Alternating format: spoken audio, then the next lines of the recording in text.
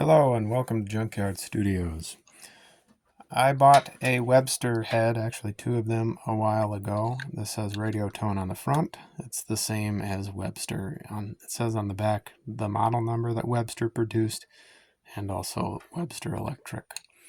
This is considered the lowest of the low as far as fidelity goes, and they're right. I've cut with it and I immediately noticed a difference when I changed to a higher quality head like an RCA. The RCA at the same volume, I didn't change anything, didn't distort, and I could get a higher level above what I could on this Webster. Part of what I think it is this magnet is of poorer quality, and I think that it's probably lost some of its magnetivity. And to kind of play around with that, I bought a Tesla meter or a Gauss meter, whichever you prefer. I'm not 100% sure how to work it, but we're going to find out now.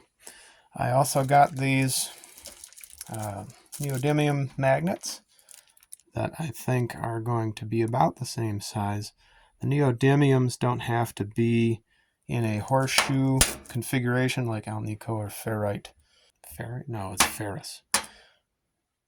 I don't know. They don't need to be in a horseshoe configuration because of their composition, if I remember correctly. I did read about it.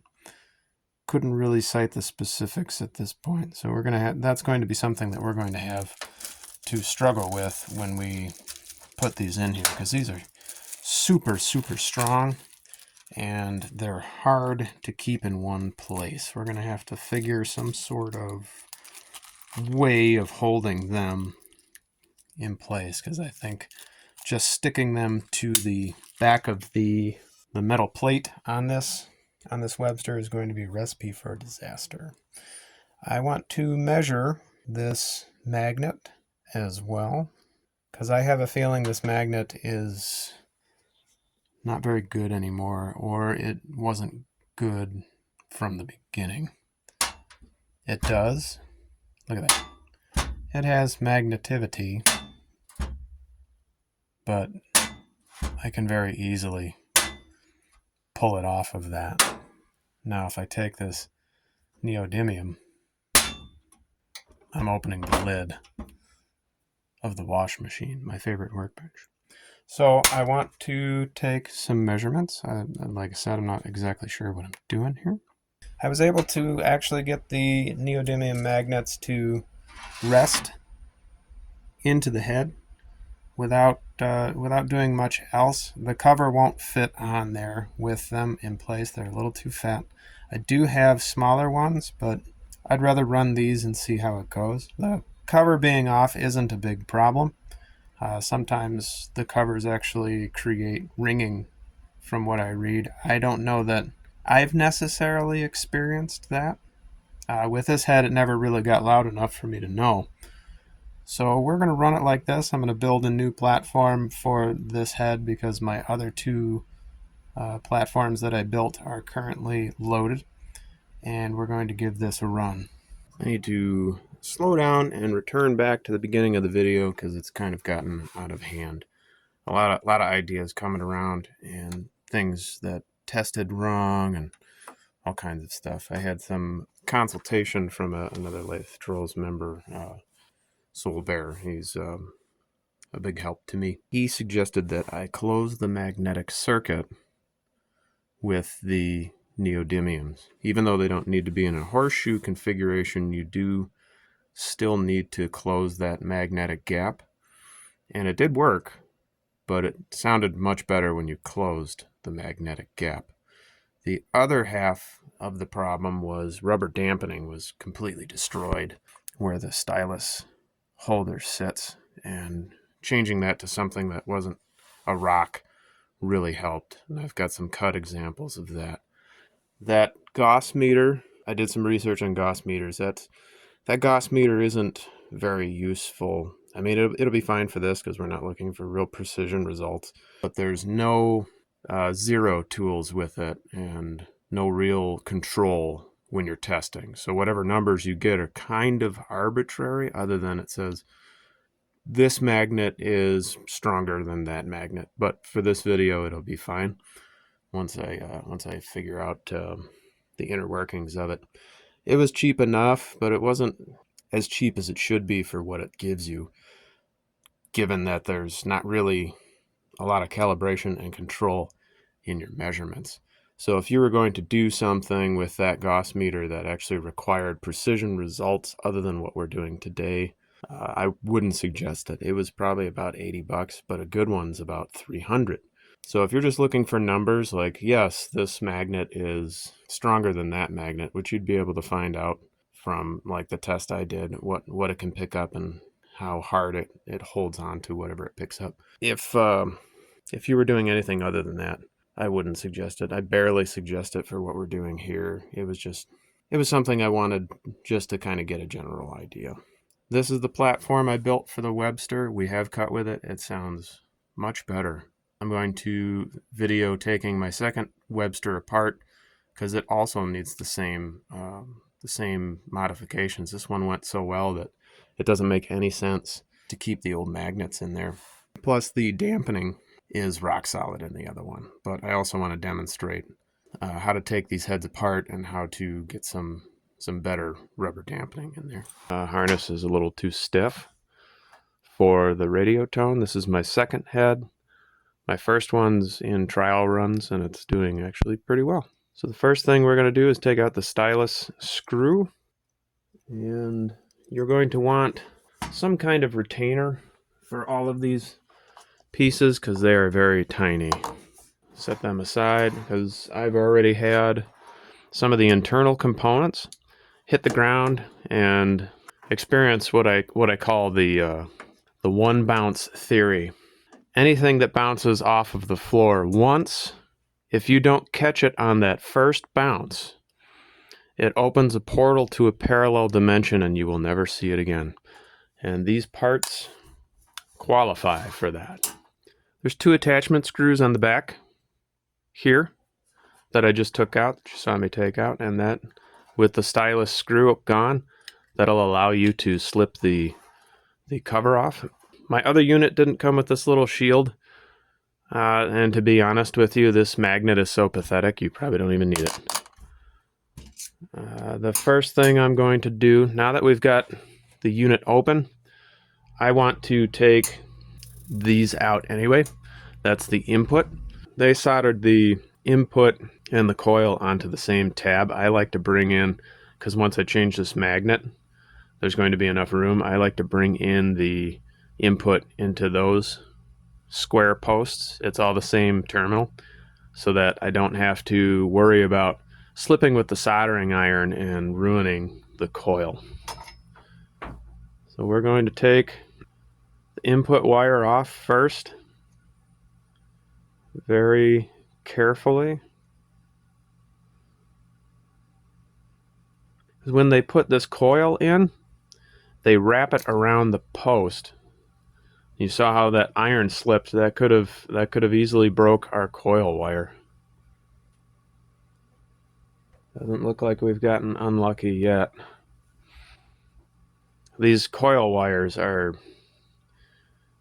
ridiculously fragile. I don't know if you've ever taken apart a microphone capsule and played with the wires going to the microphone capsule.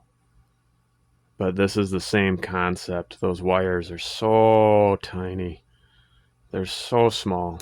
I took apart a famous microphone and I was absolutely shocked by how thin those capsule wires are and how easy they are to break, seeing how almost indestructible that microphone seems to be.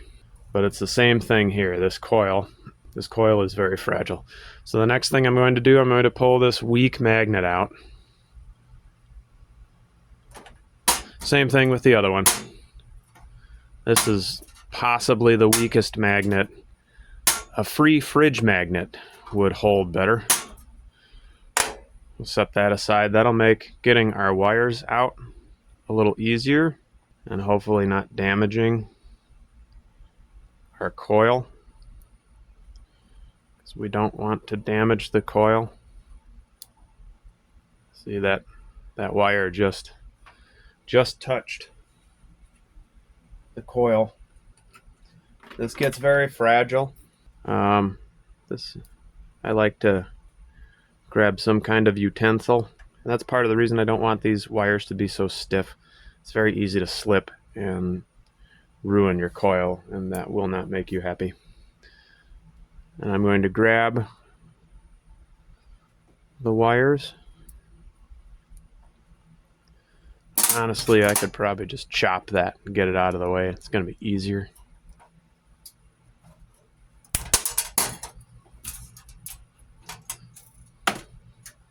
I wasn't exactly thinking clearly when I installed this harness. I wanted something long because my lathe setup, and this is certainly long, but it's a bit too stiff. It doesn't, you want something that kind of moves a little better. This is proving to be very difficult. There we go. There's these two little felts that are underneath the terminal board that just separated it from the magnet. Hang on to them for the OEM magnet, but if you plan to do the magnet swap like I have done, you probably will not need them. Next, we're going to gently scrub here, because when they put this coil in, it's a blessing in disguise that they wrapped the coil wire, because you get a little bit extra length, but it's also a pain to get out of there without damaging anything. It's a double-edged sword. So what I like to try to do, I like to try to find the end. I'm not real worried about that heat cover on there. The coil wire is more important. And I like to kind of pick at it and try and bring it around, or at least get it loose enough where you can get it off of the terminal. It's hard for me to do this while being on camera, so I'm sorry if I drifted out of focus, because like I said, these coil wires are super tiny. Now my other one, they didn't wrap it twice. This one, they wrapped this coil twice, so I wonder if my other Webster head had been worked on previously. That'd be weird, because it was awful. Like, if they did any work, they certainly didn't know what they were doing with it. So now that that's freed, I got that out of the way, I can work on the other one. Try and move the camera so you can get a better view here. I kind of want to take my screwdriver and loosen up this securing terminal, just so I can see that I've got this side removed, and I do. So I don't want to get this side out and then pull it away and realize that it was still attached and snap that tiny little coil wire.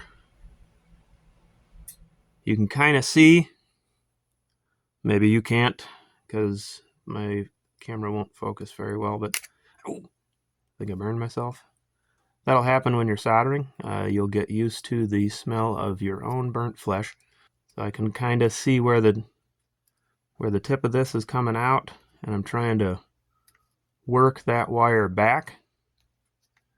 And it's probably wrapped twice, just like the other one. And I lost the tail somewhere. Try and wick away some of that solder. This is the hardest part of doing anything with this head, I would say, and possibly other heads too. The coil wires are they're just so tiny, and I wouldn't have wrapped it twice. I know that gave us some length and it's kind of securing, but when you need to service it, it's a pain, and trying to get it apart is almost impossible, like I'm doing now. That was probably a little too rough. Because I'm struggling with this so much, I think I'm going to pause the video until I get it out of here. You kind of get the gist of it. I'm just kind of moving the solder down to the other side of the tab to get it out of the way. I should be taking a desoldering bulb and getting rid of as much of it as I can, And I think that's going to be the route that I go in just a moment. After some struggle, expletives, and cursing the Webster manufacturer's name, we have the coil removed.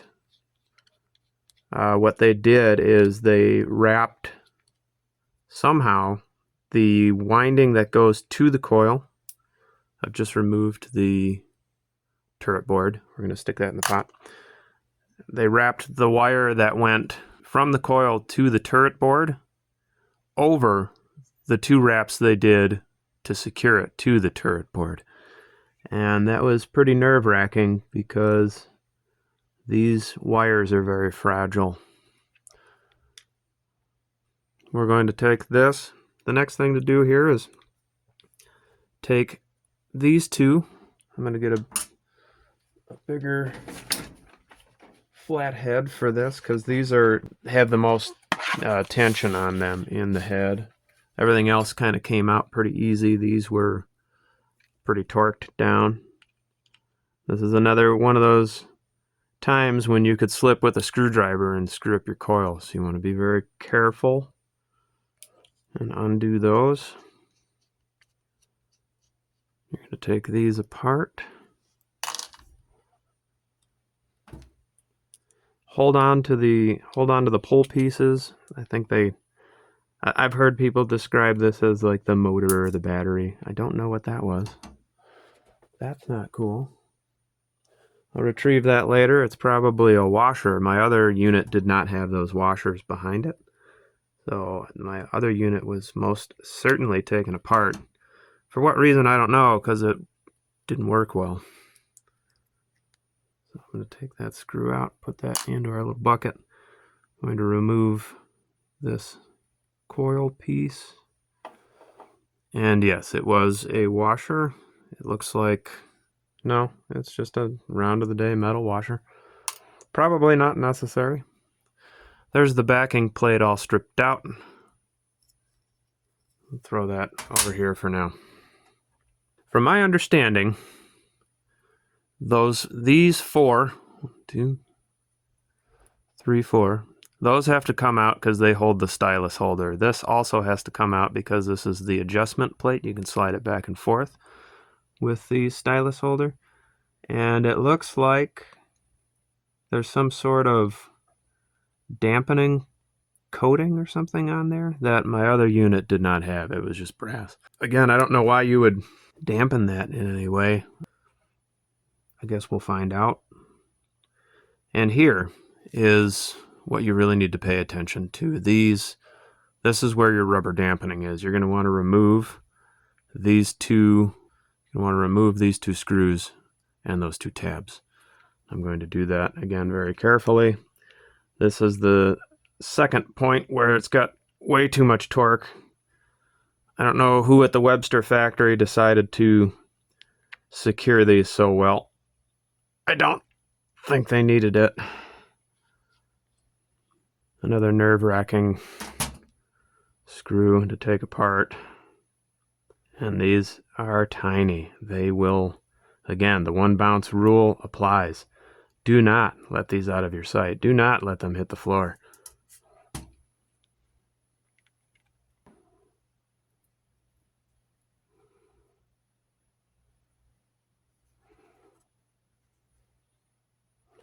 And these securing tabs are going to be stuck pretty good because that rubber, as you could probably see it crumble away, that rubber is rock solid. What you're seeing is 2 very tiny, almost microscopic pieces of rubber on either side pressing up against that stylus holder fin up at the top of the motor where this is where the horseshoe would be. And just to show you, it's not rubber anymore, it's some sort of concrete mixture. We've discussed this on this channel quite a bit about old rubber and how it seizes and creates a problem. What I do, I'm trying to get a better look at this because it looks like some of the rubber came up over the fin in the old design, and that's not what I did, because these little tabs on the back of the dampening adjustment, they push that little rubber strip here into the stylus to keep it in between these two pole pieces. So I didn't put any rubber over the top, and I don't understand why they would have, unless that rubber was just, because these are really hard to cut, was just malformed over that fin. What I did on my last unit, and what I plan to do on this unit as well, because it worked, I found little rubber feet for some sort of device at some point that I had, and I just sliced with a pair of scissors a very thin section off of the top of that rubber strip. And it doesn't have to be real precise. You just want to get it kind of consistent thickness. It's going to be almost impossible because of the size of this rubber that went in there, but get as close as you can, and if it's not quite the size you need, it'll probably just compress into the chamber that it goes into. Or, I mean, you could try with a hobby knife if you're feeling skillful. I'm probably just going to put the rubber in there and compress it down. That's what I did with the last head, and it worked pretty well. And since we're at the halfway point, we're going to open a beer. We see the hardened rubber, if the camera will focus. And we're going to take that rubber out of there. You can do this with a pick or a very small screwdriver like I have. You're going to want to clean it fairly well.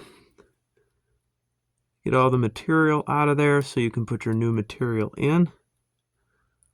The stylus holder should be okay.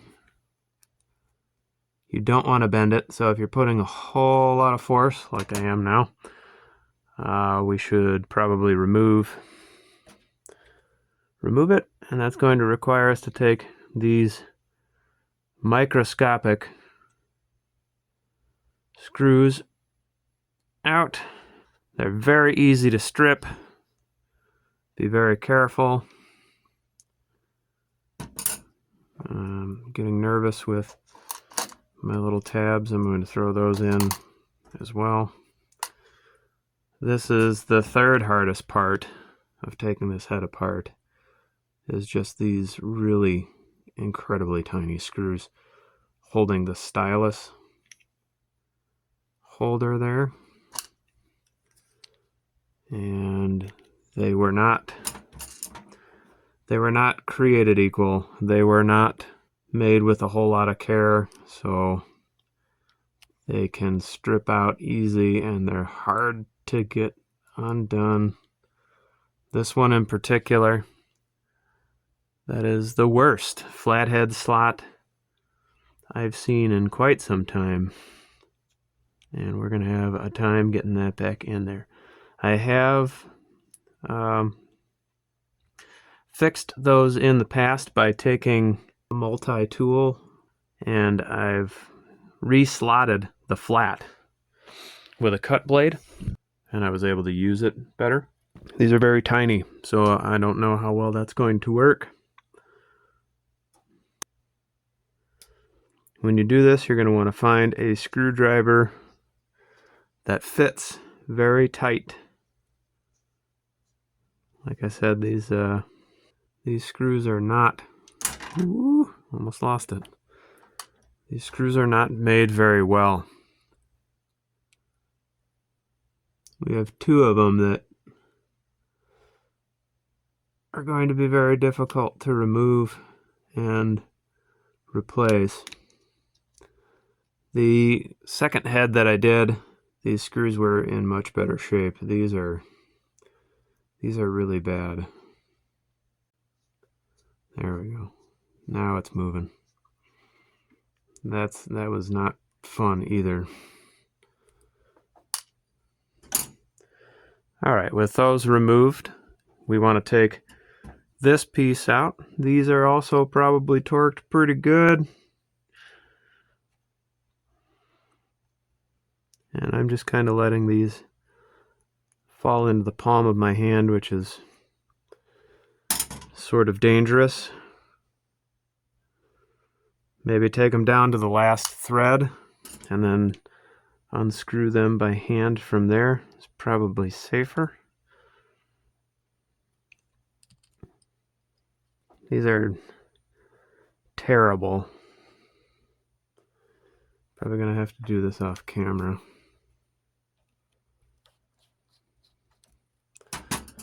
These are some of the worst made screws you're going to encounter. These are pretty awful. Now with all those removed, we can kind of pry this up. It might be easier to do it from this way and just kind of push the stylus. Again, you're gonna want to be careful. You're right by that coil. Push the stylus out. I would not use a prying mechanism of any type. Here, you'll probably break it. Too delicate. It doesn't seem to want to move. I keep going out of focus. This is really difficult to do on camera. I might have to go off camera to remove this because, again, I don't want to pull. I don't want to pull here because I'll bend it. We don't want to bend any of these parts. I just kind of pressed with my thumbnail on the fin. I'm going to finish off with a little push from the screwdriver, and this popped out. And you can see that's where our stylus holder is going to go. And this is what it looks like outside of the unit. So those two rubber dampers would move this top piece. This is exaggerated motion. It wouldn't move that much in between the pole pieces. And then you can adjust the bottom with these. Again, exaggerated movement. What's puzzling to me is this coating. Doesn't look like it's on that side, but it's like there's a coating on this side that flaked off on my other unit. It doesn't look like rust. It actually looks like some form of a coating. The other thing to note is this stylus holder has a specific way it goes back in. Only one of those sides is actually threaded for the stylus holder screw, and you want to keep that orientation, because if you put it in backwards, you're going to have to take it all apart again. It's not going to be fun.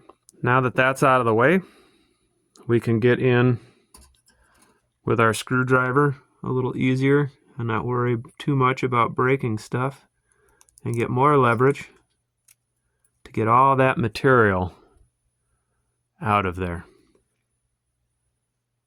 Because none of that material is doing us any good. It's so solid, it's basically transferring any of the vibrations you would get from the magnetic action of the magnet right to the pole pieces. So your stylus holder that's actually transferring the energy and putting the waveform down is solid and not moving. Now this is interesting as well. My last unit, these pole pieces did not come out. It looks like there's some kind of maybe glue residue there that on this unit has separated. So it does come apart, and that's something I was curious about. That could prove to be an issue. It depends on the adjustment of that. There's a little stubborn piece of rubber in here, and we got it out. The reason that could be a problem is there needs to be a specific space held between these so that stylus holder can get back in there. that might be adjusted here with those stylus holder screws. I think with this unit, I didn't have to do it with the last unit, but I think with this unit we're going to put the stylus back together to get the separation between the pole pieces that we need before we insert the rubber, so we have the right gap, because otherwise it'll just do the same thing that the bad dampening did, where the stylus will just rest up against one of the pole pieces and won't move freely. These screws, super small, and it's incredibly difficult. I kind of just insert it and balance it and very carefully put the screw in. I'm going to do it on the other side. This other pole piece doesn't seem to be moving too much. It is kind of moving though, so I might just assemble the whole unit back. I have to do it anyway. This is one of those operations where you don't even want to breathe for the fear of the movement and the screw going into a parallel dimension. I don't like how that looks. I think it's shifted. So I'm going to insert the adjustment screw for the bottom adjustment of the stylus as well, if I can get it in there. If you thought taking the screws out was the worst part, putting them back in is probably even worse. It's difficult to get them in there without them falling out and rolling away. If you have the ability, I would suggest doing this operation over some kind of mat with a catch. Now onto the rubber. I've half assembled the coil because the pole pieces were falling out of the former there. I did not experience that with my last head. I'm going to cut my little rubber sheet in half to begin. It's not going to be the right size. And then I'm going to measure as best as I can. I'm going to kind of place it there. This is real difficult. I actually I used a pair of tweezers the last time to do this with. We can see that it's just a little too fat to fit in there, and it needs to be a little smaller. With this rubber, you want a little bit of gap so that the tab on the adjuster block can go behind it and push it forwards like that. So then when you adjust, that rubber can move within the slot of the motor up against that stylus fin. But we need to shave ours down a little bit. I'm going to take my tweezers and try and fit the rubber. Even with the tweezers, I'm having trouble. How rubber sticks to the end of the metal tweezers, you got me. And static electricity, I don't know. It's infuriating is what it is. And as you can see, I still need to trim a little more. This is kind of trial and error. You're probably going to do this a couple of times, and you're going to want to have extras for when you cut away too much, because I did that the last time as well. This piece of rubber is very hard to hold and cut at the same time, and I'd personally like to know how Webster did it in the first place. I would go down to the Webster factory and look, but it no longer exists. I bet the building isn't even there anymore.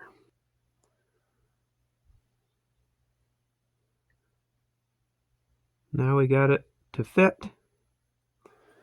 We got it to fit, and there's just a little bit of gap. I'm going to leave it like that for now, and I'm going to cut our second piece because I want a little bit of gap on either side of the fin so that I can insert the adjustment tab and get the adjustment piece behind the rubber.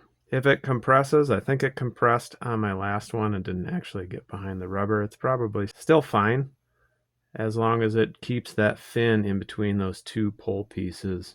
That's what it needs to do, but it'd be nice to have that adjustment available. Not that I'd hopefully ever need to use it.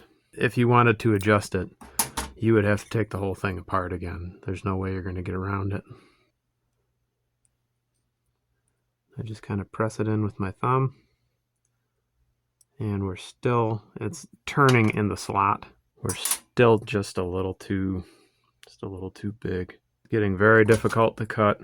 I hold it, which is pretty incredible that I got such a good grip on it, and I kind of chop it with my scissors on the sides. It is not easy. Somebody can make some kind of a rig for this. Let me know, that would be cool.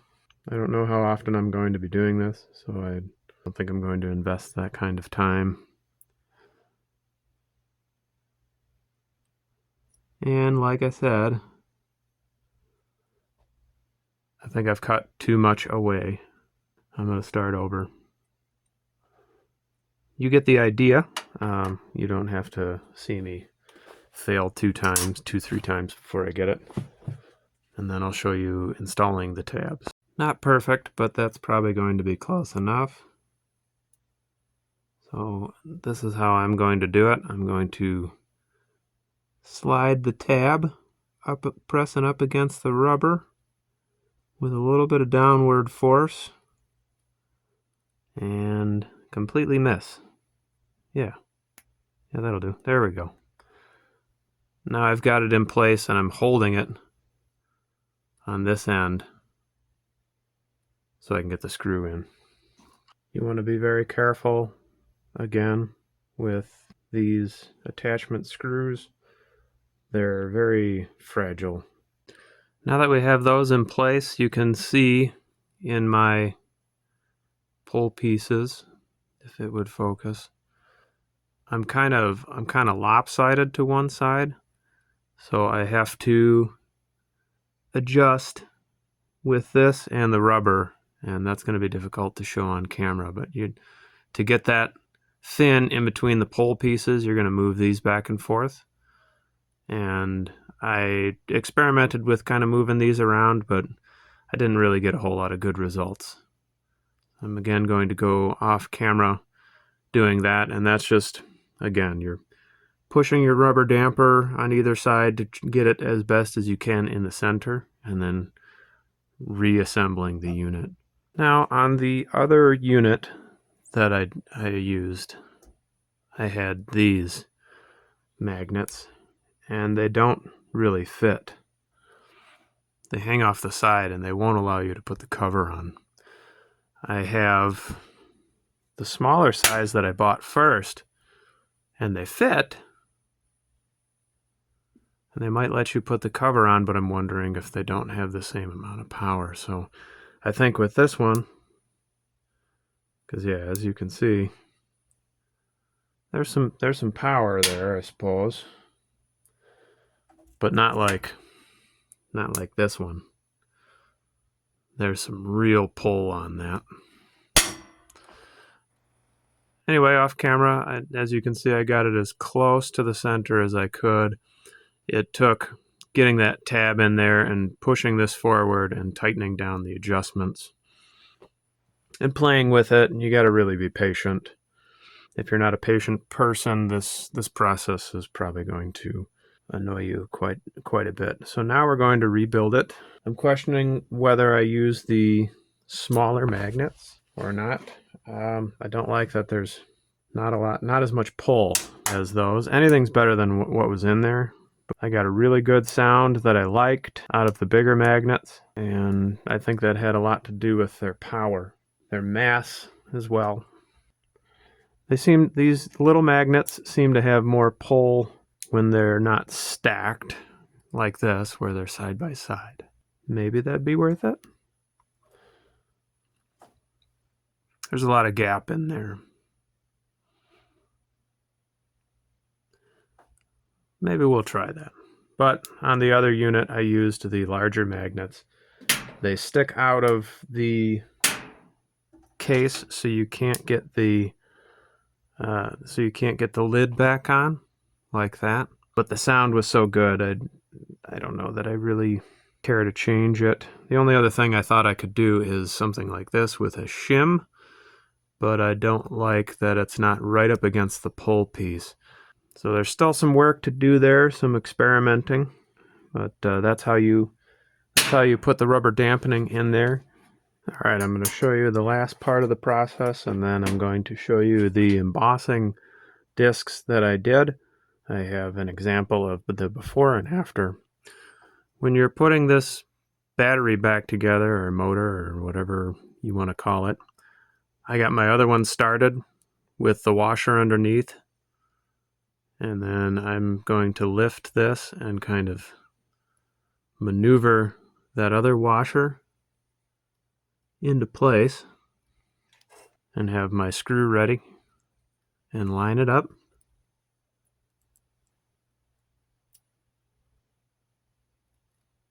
And miss, of course.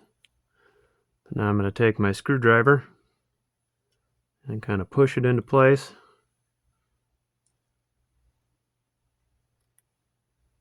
And tighten it down.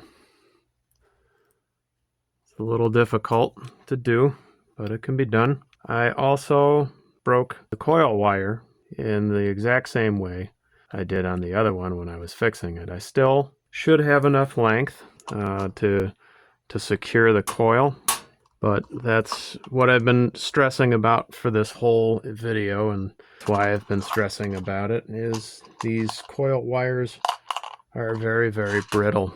And all I was doing was trying to get it unsoldered from itself. There was a tiny little soldered dollop holding the coil to the other end of the coil, and I just kind of waved the pencil of the soldering iron very gently to try and redirect it, and it broke. That's how easy it is with these brittle wires. One of the other things I want to get into is coil winding. I still haven't really found any good coil forms to begin with, so that's going to be something maybe I'll dabble with later, because I think maybe the wires nowadays are made a little more durable. This is the one that broke, but I still have enough wire. I'm going to tin a little more solder on there. I still have enough wire where I can push it onto the tab and get it to seat. And we just need it to connect.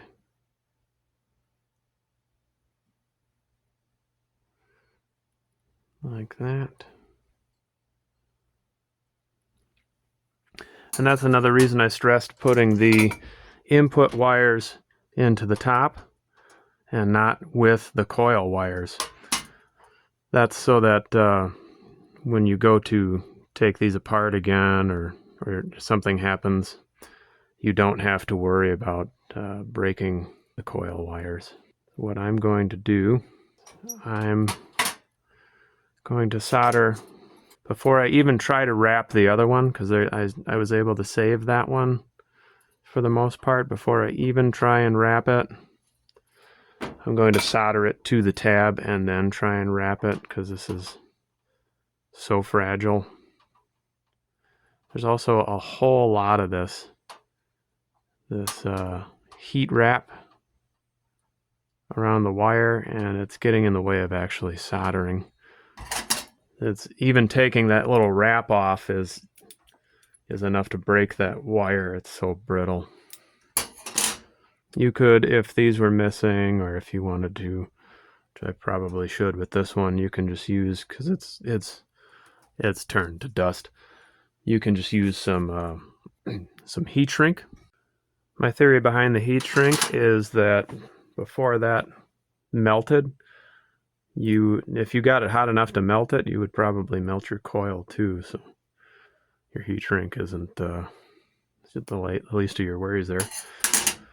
But I happen to hang on to this kind of stuff from projects and have a little piece that I'm going to replace it with that isn't as bad. I'm going to very carefully move that down.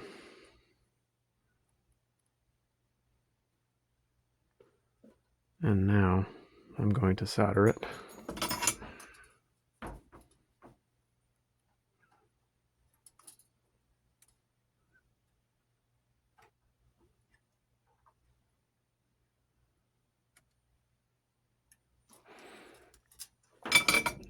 And then I'm going to try to wrap the excess around. And there's not a really good way to do that. The only thing I'm thinking here is I really don't like pushing this with a screwdriver, but I can't think of any other way to get it around there in this position. So that's what I'm going to do.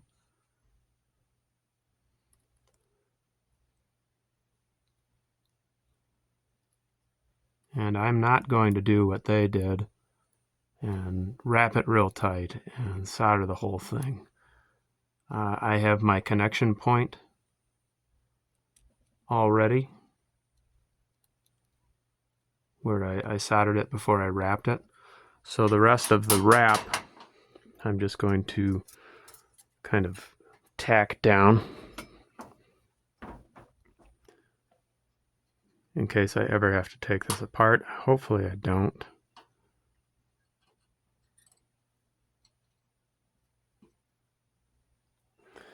And that's back the way it was. Now I'm going to put a more flexible harness in here, input harness, and I'm going to fit it and solder it into the spots that I showed you.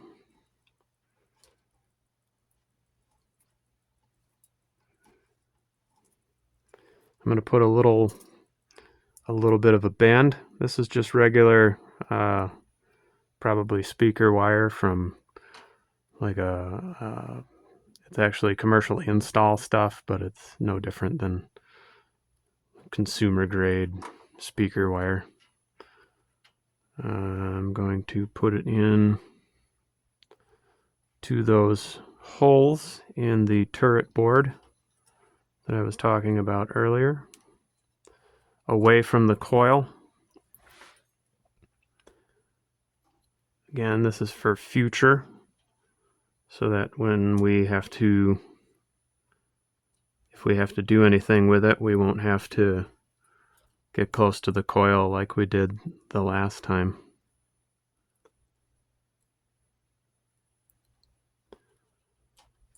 I'm going to do them one at a time.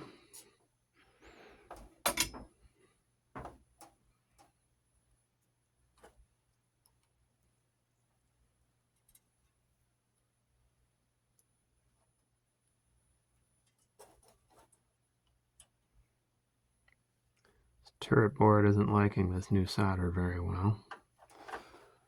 Wonder what's up with that. The other one stuck a little better.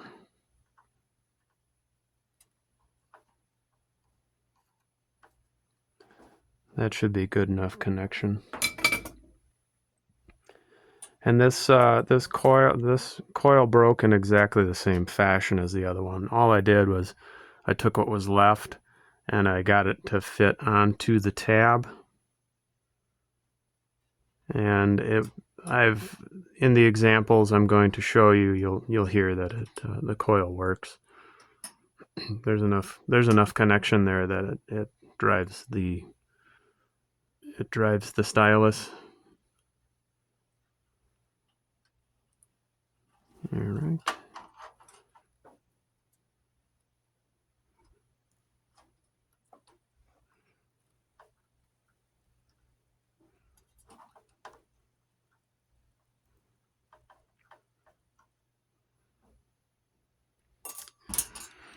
I'm going to go over this connection a little more.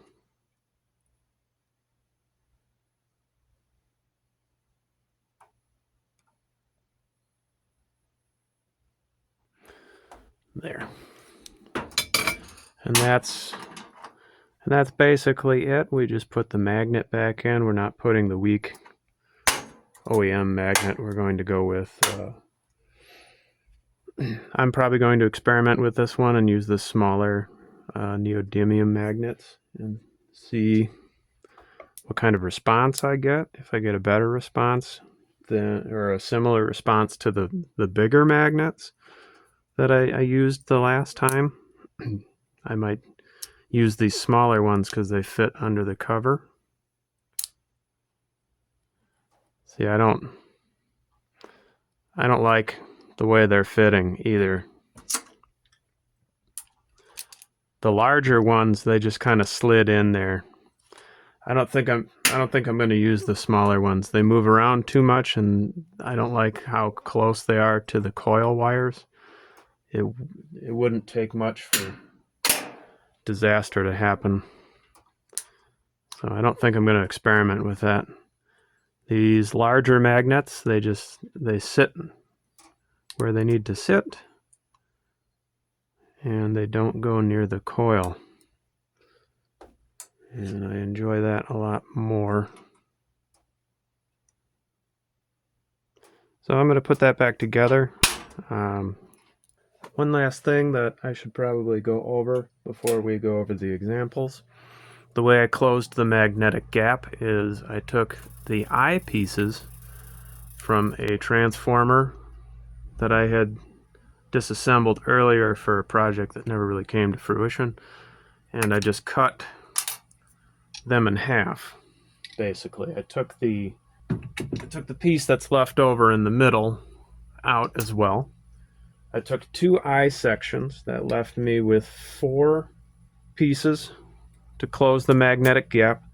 On my other unit, I actually put a bolt through them because once you put the 4th piece on, it kind of flaps around. The 3 of them will stay pretty good, but then if you try to have 4 on there, it kind of starts flipping.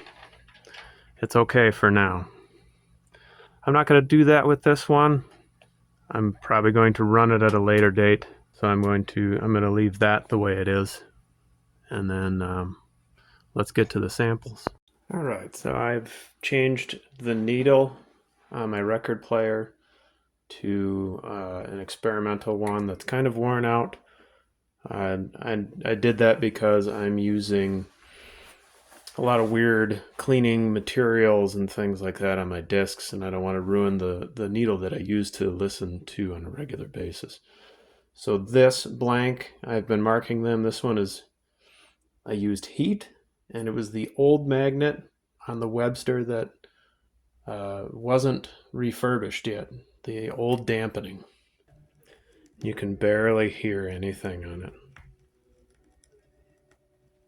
Very weak. This is the level that I listen to my records at, my normal records.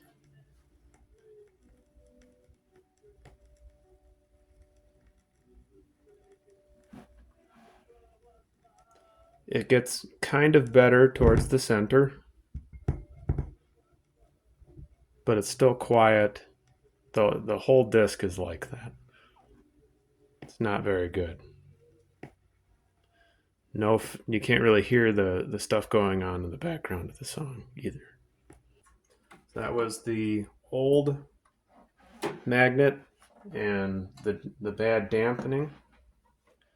This is the cut I did after changing the magnet and the dampening, or the emboss that I did. Same volume.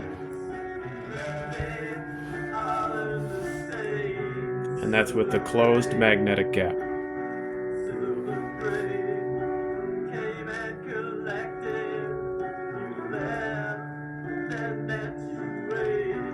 And that's really nice sounding for a Webster head.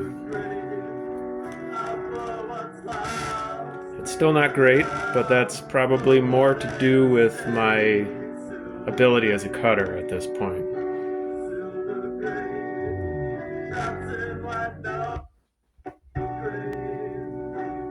It tracks really well too. And you can hear the stuff in the background of the song. There's a lot more fidelity.